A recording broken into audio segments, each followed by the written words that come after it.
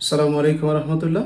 প্রিয় দর্শক, কাচারি ঘরে আপনাদের সবাইকে স্বাগত জানাচ্ছি।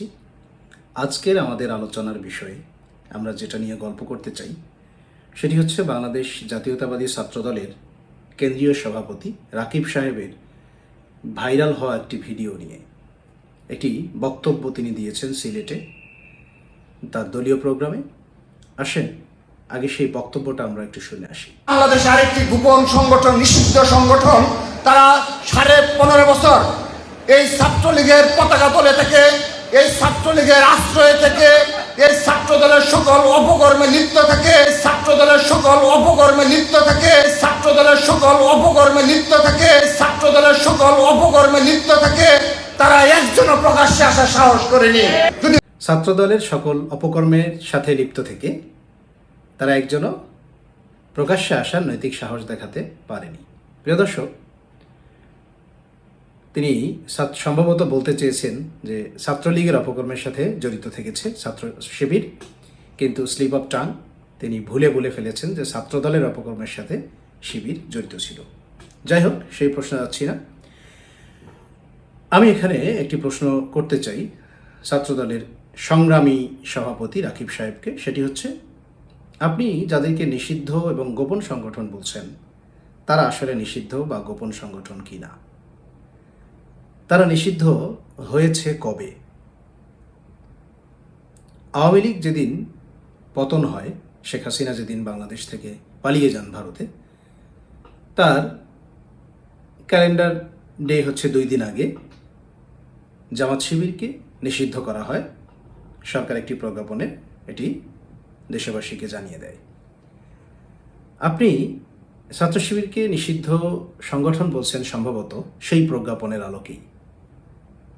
প্রশ্ন থেকে যায়, আপনি তাহলে কি আওয়ামী লীগের এই কাজকে বৈধতা দিচ্ছেন? আওয়ামী লীগ ক্ষমতা ছাড়বার একেবারেই অন্তিম মুহূর্তে ছাত্র শিবির এবং জামাতকে নিষিদ্ধ করেছিল, এটিকে আপনি বৈধতা দিতে চাচ্ছেন? যদি তাই হয়, যদি ফ্যাসিস্ট হাসিনার মরণ কামড়কে আপনি বৈধতা দিতে চান, তাহলে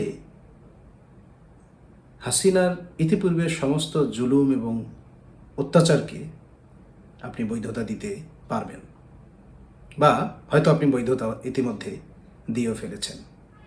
আপনি ছাত্র শিবিরকে হাসিনার বয়ানে যদি নিষিদ্ধ বলেন, তাহলে হাসিনার আদালত যাদেরকে শাস্তি দিয়েছে, হাসিনার মিডিয়া যাদেরকে অপরাধী বলেছে, চোর বলেছে, ডাকাত বলেছে, সেই সমস্ত কিছুকেই বৈধতা দিতে হয়। এবং আমার বিশ্বাস আপনি সেটা দিতে চাইবেন না, এবং দেশবাসী সেটা মানবে না।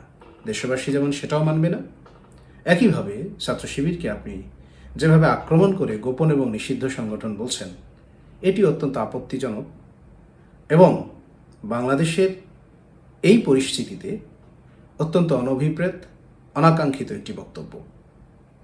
বাংলাদেশের মানুষ 15.5 বছরের জুলুম থেকে বেঁচে ফিরে একটু শ্বাস নিচ্ছে। আজ ছাত্রদলের কেন্দ্রীয় সভাপতি যদি এই ভাষায় কথা বলেন, এই ভাষায় বক্তব্য দেন, তাহলে আমাদের কাছে আগামীটা অনেক পরিষ্কার। এই বাংলাদেশে আজকে তিনি ছাত্র শিবিরকে বলেছেন, কালকে তিনি অন্য যে কোনো সংগঠনকে বলবেন। আজকে আমরা দেখতে পাচ্ছি ছাত্রদল সভাপতি যেই ভাষায় কথা বলছেন, যেভাবে তিনি দেখে নেবার কথা বলছেন, যেভাবে আওয়ামী বয়ানে তিনি কথা বলছেন, শেখ হাসিনা সরকারের ভাষায় তিনি কথা বলছেন, এটি অত্যন্ত অ্যালার্মিং। আজকেও, অর্থাৎ আমি যখন ভিডিওটা বানাচ্ছি, আমি একটু আগেই জনাব তারেক রহমান সাহেবের একটি ভিডিও আজকে বক্তব্য শেয়ার দিয়েছি। আমি সেখানে বলেছি এক অন্যরকম তারেক রহমান। শুরু থেকেই আমরা দেখতে পাচ্ছি, যখন থেকে তিনি কথা বলতে পারছেন, মিডিয়ায় তার কথা প্রকাশ করা হচ্ছে, প্রচার করা হচ্ছে, আমরা দেখতে পাচ্ছি তারেক রহমান রাজনীতিকে একটা অন্য মাত্রায় নিয়ে যেতে চাচ্ছেন। তার সহনশীলতা, পরমত সহিষ্ণুতা, তিনি যেই লাইনে রাজনীতি করতে চাচ্ছেন, আজকে ছাত্রদলের সভাপতির বক্তব্য তার সম্পূর্ণ বিপরীত দিকে অবস্থান করছে। এবং আমার কাছে মনে হচ্ছে ছাত্রদলের এই সভাপতিকে তার এই বক্তব্যের জন্য বিএনপির পক্ষ থেকে শোকজ করা উচিত। জনাব তারেক রহমানের পক্ষ থেকে ছাত্রদল সভাপতির কাছে জানতে চাওয়া উচিত যে কেন তিনি ছাত্র শিবিরকে গোপন এবং নিষিদ্ধ সংগঠন বলে তাদেরকে দেখে নেবার হুমকি দিচ্ছেন।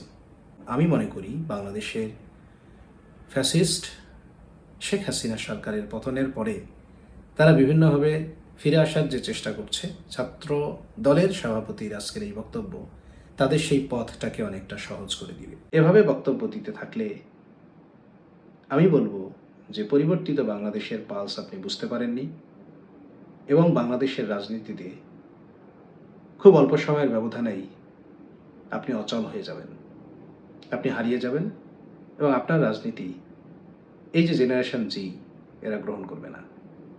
হুঙ্কার নয়, ধমক নয়, আক্রোশ এবং বিদ্বেষমূলক বক্তব্য নয়, ভালোবাসা দিন, ভালোবাসা দিয়ে সবাইকে কাছে টেনে নিন। শেষ করছি আজকের মতো। কাচারি ঘরে আবার আপনাদের সাথে দেখা হবে অন্য কোনো ভিডিও নিয়ে, অন্য কোনো বিষয়ে কথা হবে। সে পর্যন্ত ভালো থাকবেন। আল্লাহ হাফিজ। আসসালামু আলাইকুম। ইনকিলাব জিন্দাবাদ।